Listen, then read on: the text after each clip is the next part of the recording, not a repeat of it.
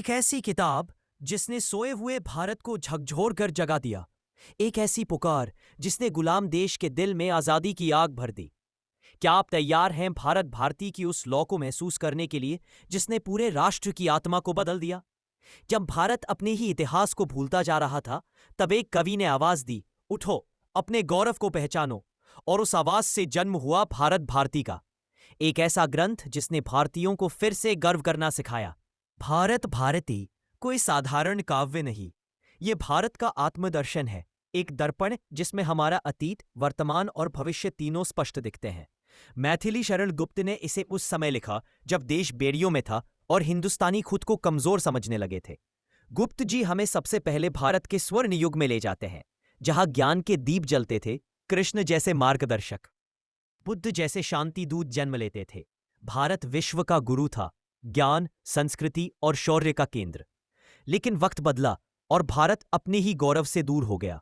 अहंकार, आलस्य, आपसी फूट और दिशाहीनता, इन सब ने देश की नींव को हिलाया। गुप्त जी अपनी कविता में कहते हैं कि जब राष्ट्र अपनी एकता खो देता है तो दुनिया उसे हरा देती है। और फिर आया गुलामी का दौर, जब भारत अपने ही घर में पराया हो गया।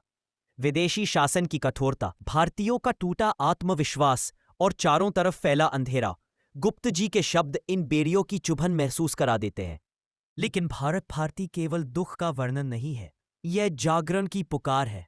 गुप्त जी कहते हैं, उठो, फिर से अपनी शक्ति को पहचानो। उनकी हर पंक्ति एक युवा के हृदय में जोश भर देती है, मानो कोई कह रहा हो, भारत सो नहीं सकता, भारत को जागना ही होगा।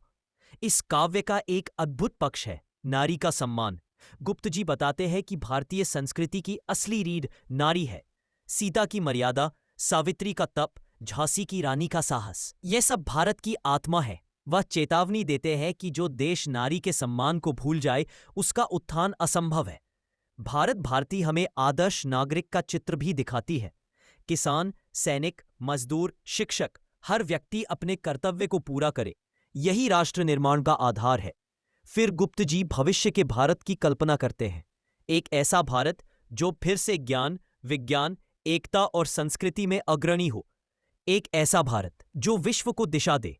एक ऐसा भारत जो अपनी जड़ों से जुड़ा रहे पर आधुनिकता में भी अग्रसर हो। अंततः भारत भारती हमें याद दिलाती है कि भारत महान था, भारत महान है और भारत महान रहेगा। बस हमें अपने कर्तव्यों और अपनी एकता को नहीं भूलना चाहिए। याद रखिए, सवाल ये नहीं कि भारत कैसा था, सवाल ये है हम उसे फिर कितना महान बनाना चाहते हैं।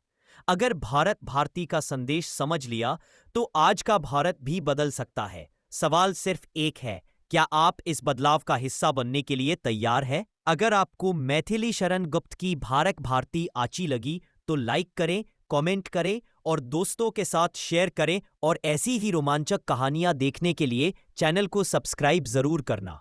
धन्यवाद।